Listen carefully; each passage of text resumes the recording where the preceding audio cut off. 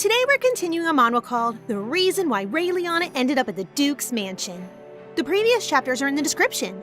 Please like and subscribe. It helps a lot. Someone new has tried to get rid of Raeliana, and Beatrice has reappeared. Coincidence? I don't think so. Noah and Raeliana have gotten closer and closer. Will they give in to their feelings? Or will they keep up their walls? All this and more in Total Drama Island. Romantic fangirl recaps. Finally, we get a glimpse of the King of the Kingdom, Noah's brother, when his aide, Countess Naomi O'Brien, abruptly wakes him up after spending a passionate night with a woman. The woman scurries away after Naomi points her in the direction of an exit. She is used to this by now.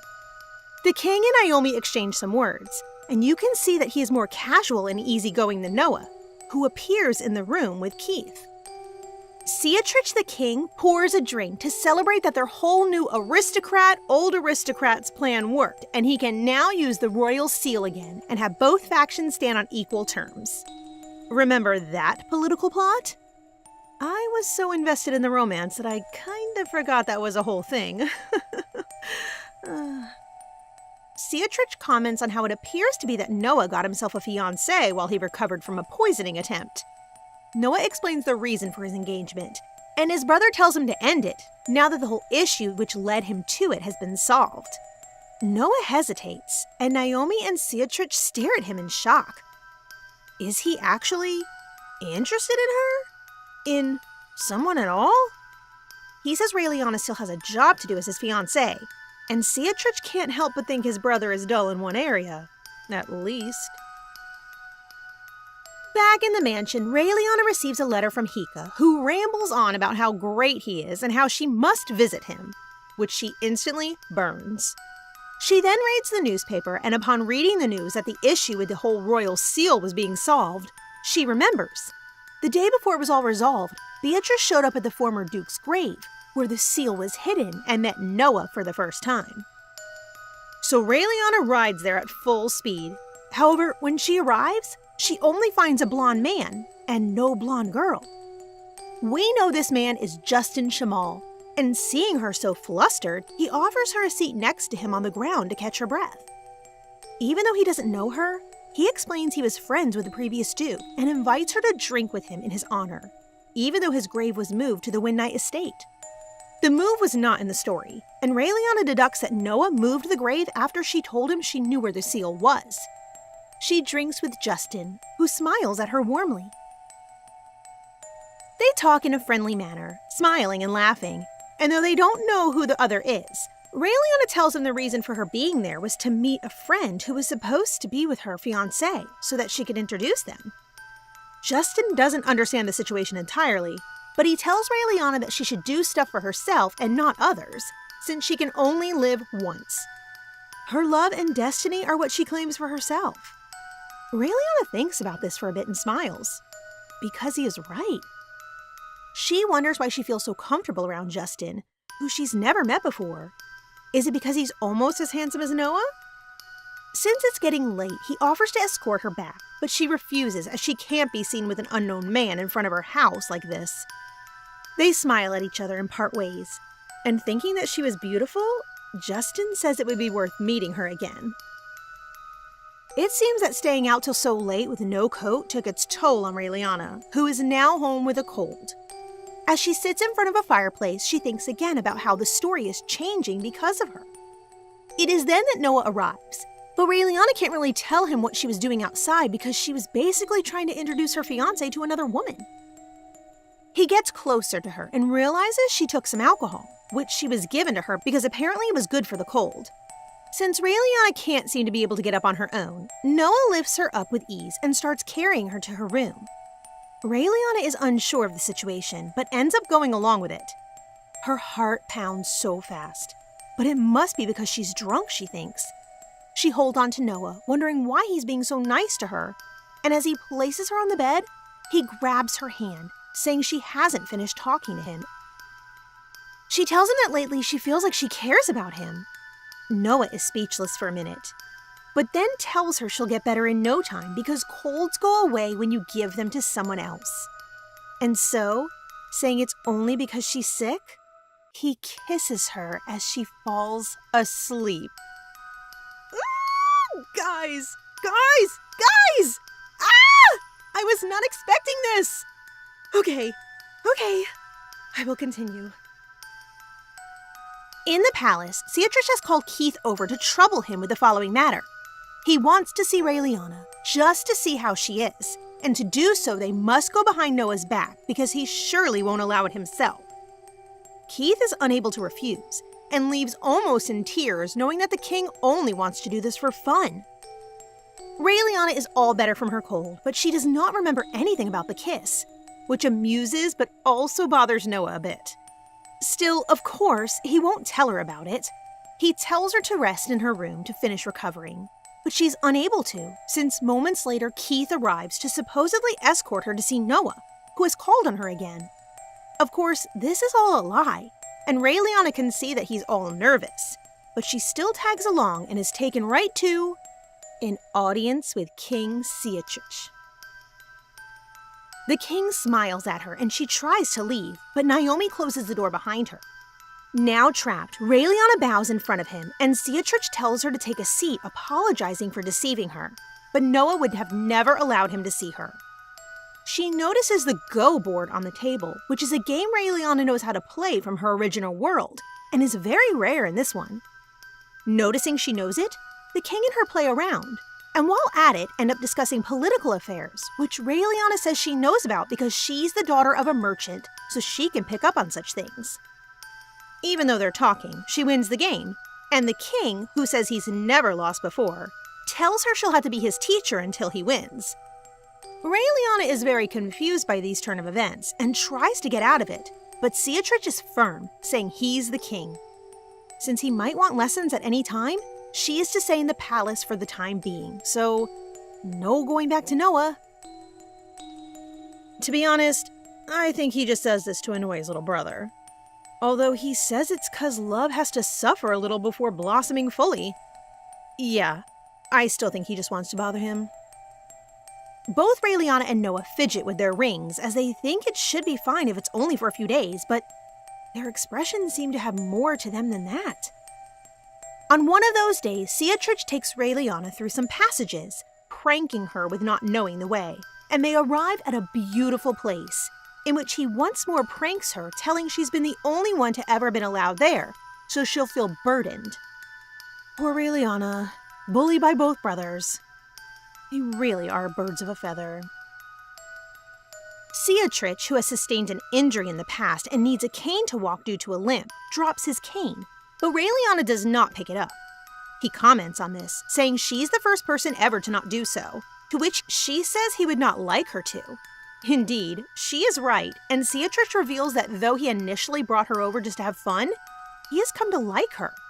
Not in a romantic way, though. Raeliana has received, amongst many bothersome invitations, an invitation to meet with Price. You see, the Aratil family had put a woman, Sorso, as concubine to Beatrice, and she had given birth to his son, Seymour, the first prince of the kingdom.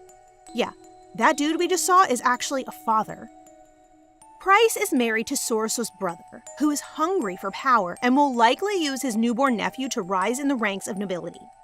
So Noah wanted Raeliana to get close to her to learn what families had connections with the Aratils to see who could be a threat to the current power.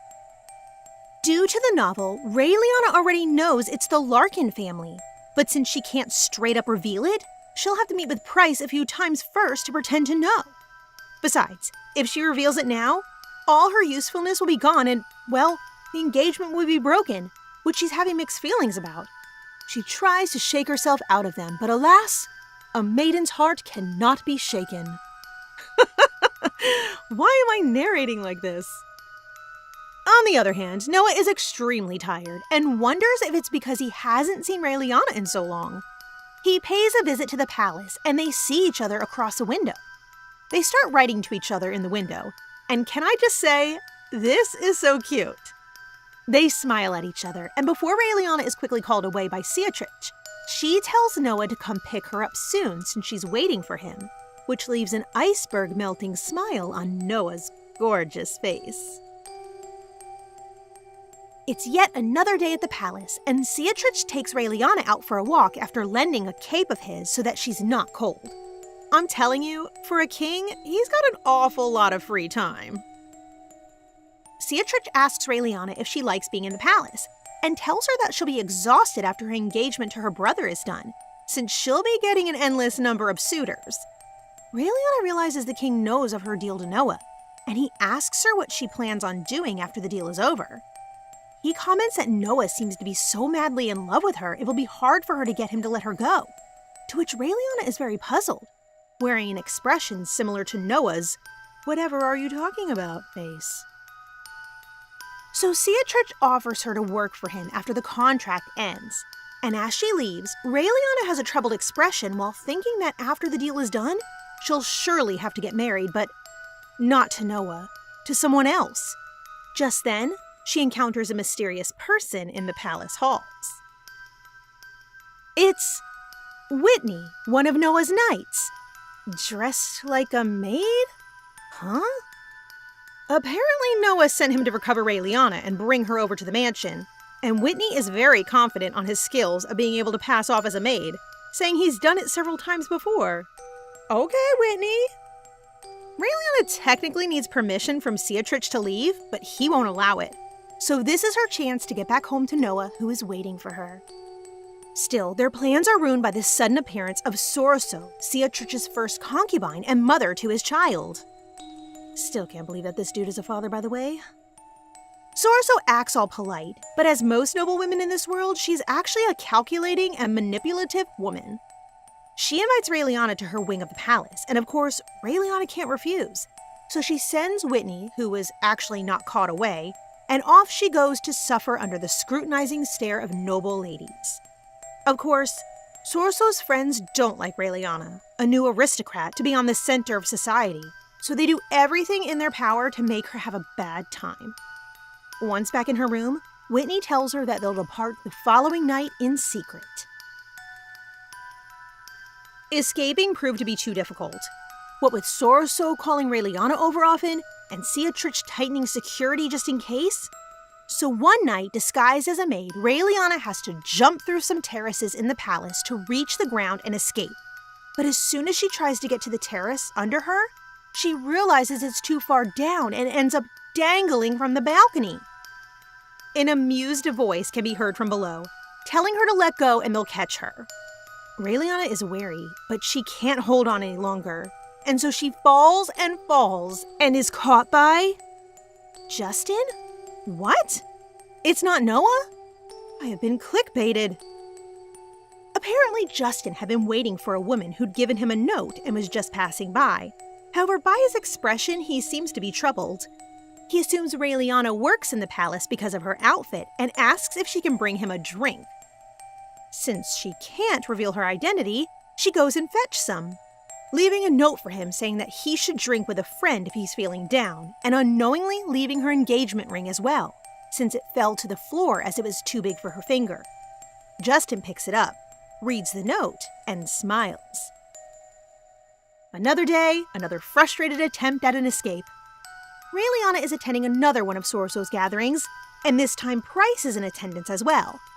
Of course, the other ladies still try to embarrass Raeliana, this time by bringing up the architectural topic, of which they are sure Raeliana knows nothing. However, they do not know that Gideon, the mansion's butler, has very passionately told Raeliana everything about the matter, and so she schools them with no issue. That's our female lead for you. Price admires Raeliana's strength, saying that she and Countess Chloe Larkin had to go through a similar situation in the past. Chloe Larkin.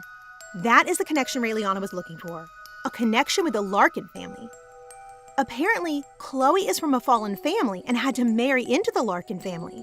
But the marriage seems an unhappy one, since it's rumored that while Chloe had to leave her lover to enter the marriage, her current husband has just taken on a new mistress. Given this gap, she might be useful in the future. Back in her room, Raeliana has received a strange dress and invitation from another wing of the palace. And while Whitney does not know much about it, she decides to go, only to find out it's a very inappropriate place. And who does she meet there? none other than Justin. Wow, he really is a playboy, huh? She tries to pretend she's someone else and tries to leave, but Justin can't let such a suspicious person wander around the palace. After all, she was just a maid, and now she's a noble at a secret party? He says that even if she's a thief, he'll let her go because they're old drinking buddies. Again, Raeliana asks to be let go, but Justin is unresponsive. He's stunned, looking at none other than Chloe Larkin herself. So, Justin was Chloe's ex-lover, and Chloe was the person Justin was looking for that night. Chloe calls out to him, but just when Raeliana is about to get away, he says he's found someone new and holds on to our female lead. Chloe chokes up, and sensing that Justin is wavering, Raeliana decides to hold on to him and run away to save him from himself, since she owes him from that day at the cemetery. Away they run, and after thanking her, Justin starts explaining his story. He was in love with Chloe, but being from a fallen family, his father did not approve. And well, Chloe did need to marry into a better position for her family, so she ended up marrying Count Larkin. Broken-hearted, Justin went away for 2 years, and upon returning found a note from her saying she wanted to see him. But when he went to find her, he found Raeliana. Raeliana tells him he should start seeing other people since he's too young to be hung up on someone like that. Girl, you know you're going to give him ideas about you, right?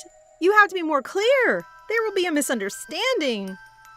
Anyway, Raeliana now knows who Justin is, but he does not know who she is at all, and she won't tell him. With a sparkling Raeliana smile, our female lead leaves, telling him that if they're fated to meet again, they will.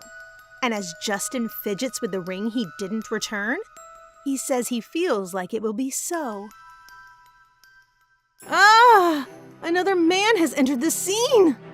My heart stands with Noah, but what do you think?